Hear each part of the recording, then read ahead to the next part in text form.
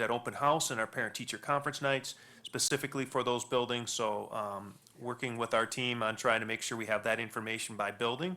And we continue to meet with those community groups to share information. The communications team actually has a calendar that we have in place that talks about dates all the way through November and what's going out. I just gave you a real simple glimpse of what the social media looks like. We have that for everything. And working with the Donovan Group, EUA, and JP Cumlin, we're all kind of doing our own part to make sure that the conversations continue.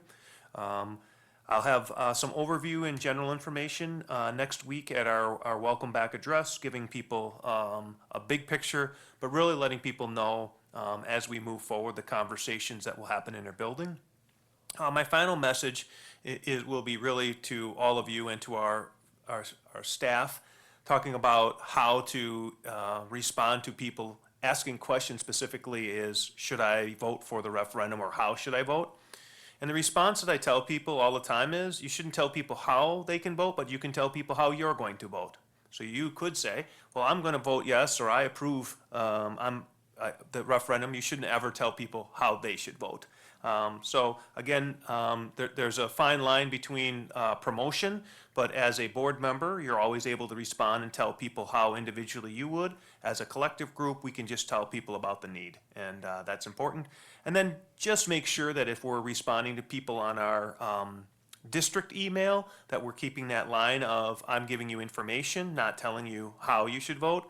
And if you are asked questions on your own social media or in a community or at places that you support, you absolutely can tell people how you would vote. And I think that's a safe way to go. Thank you. Any questions for Superintendent Holzman? I think that is key, that you just remember as school board members that you're only there to educate the community on the referendum. So that's a great message. Thank you for sharing that as well.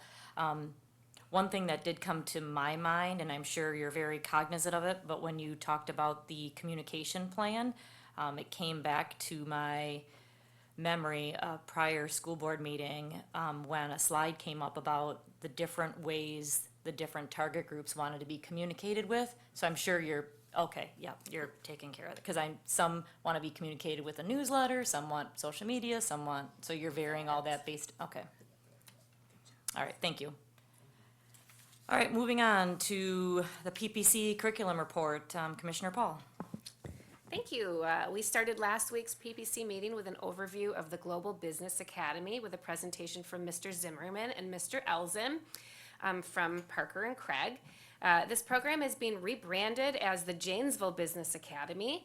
The school year will be a bit of a transition, we learned, as we changed from being a Craig only to a Craig Parker collaboration, which I feel is very exciting. The partnership with teachers from Craig and Parker is really encouraging, and both Mr. Zimmerman and Mr. Elzen talked about the respect they have for each other, which I think is wonderful to see, that collaboration across our district. This year, there will be 30 student mentor matches that will be set up with the business community. Students took a survey earlier to determine the best match from our participating mentors. And then an October meet and greet with the new mentors will take place for our students. This year, they expect to see more projects with more depth than previous years. Students will earn 2 credits and start at 7:45 in the morning to allow for a transition time a little bit later back to their home school after the 2 courses are completed at the academy, which takes place off campus in downtown Janesville. There will be an open house for parents and students at the end of August, and we learned that students will be working on helping to design the new program logo and updating branding for this wonderful work-based learning opportunity in Janesville. I'm looking forward to hearing about the transition to the Craig Parker collaboration and continue to support that awesome program. Next, we learned about the early retiree addendum by Jamie Brown. Jamie has been working long and hard on this project. This is a special offer that's being implemented for a finite group of eligible employees as they face retirement decisions starting this next year. In a very simplistic overview, this addendum will help potential retirees not necessarily feeling forced to retire due to changes in their post-retirement health insurance benefit. This plan has been vetted through a consulting firm, Foster & Foster, ongoing legal counsel, JEA, and a variety of eligible potential retirees. And staff indicated overwhelmingly that they did not want to lose a third year of that benefit. And as the benefit currently sits with this addendum, it will help soften that by offering an additional 12 months worth of the district's portion of health insurance into an HRA for a specific targeted group. There was a great overview that was presented to us at our PPC meeting. So along with learning more about the Janesville Business Academy, if you'd like that full presentation, I encourage you to check that video feed out on the website. And of course, Jamie would also be a great person to talk with about that. If you have particular questions, this will be presented to our full board at our next business meeting. So look for that on that agenda. I believe it's going to be in the consent agenda. I don't know if we'll have another presentation, but anyway, we'll see. We'll see how that pans out. But definitely check out the resource on the website if you want to hear more. And Jamie will be the person to go to. Next, we also looked at student, parent, and staff handbook updates. Those are always happening every year, different terminology and different things as our district is always evolving. We need to make those changes in those handbooks as well.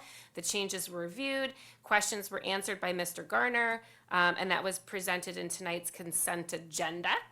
Last, there was a list of Neola policies that were approved to move to our full board, and they were also presented in our consent agenda. So hopefully you had a chance to review all of those. Please note that our next PPC meeting will be held Monday, September 9th. That is not our first Monday because the first Monday in September happens to fall on a holiday, and we won't be here. The planning session has also been pushed back a week to September 16th. So if you are looking forward to getting something on our agenda or something for us to talk about, please make sure you reach out by that time so we can be looking at it at our planning session. I believe that's all I have. Thank you very much. Thank you, Commissioner Paul.